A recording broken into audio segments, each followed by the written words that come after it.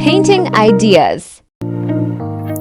So paano ko ba ginawa yung ganong paint? So tara gawin natin. By the way, ang mga paint ko na ito ay imagination ko lang. Ang pagpipinta nga ay nakahiligan ko na kahit maraming ginagawa, lalo na medyo busy sa mga gawing school, nagagawa ko pa rin ding magpinta kahit paano. Sa katunayan na maraming ginagawa sa school, may nakakatulog na nga sa sobrang sipag ng paggawa ng mga activity. Para nga sa akin, ang pagpipint ay pangtanggal ko ng stress at para ma-enhance ko pa yung skills ko about sa painting as beginner. Ito nga ng paint ko na ito ay ipakita ang ganda ng ating kalikasan.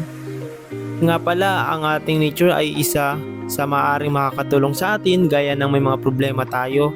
Pwede nating subukang pumunta sa tabing dagat para makapag-isip ng mabuti with our family or friend, or di kaya mag-isa kung saan ba tayo komportable at wag lang tayo magmukmok sa bahay. Subukan din natin maglabas-labas para makapag-isip ng mabuti. Ang color nga na gamit ko dito ay 5 color lang at sunset ideas na nga. Nga pala, ang mga paint ay pwede nating pangregalo sa mga jowa natin. Ay sana all may jowa may mga birthday, pwede natin siya pangregalo or pang display sa bahay.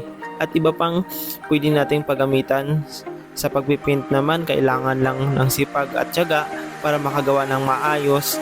Ging fast forward ko na lang para hindi masyadong mahaba ang video na to at baka maboring kayo sa sobrang haba. At yan na nga, pinafinalize ko na tong painting ko. Inaayos ko yung mga dapat ayusin kasi may mga sobrang kulay.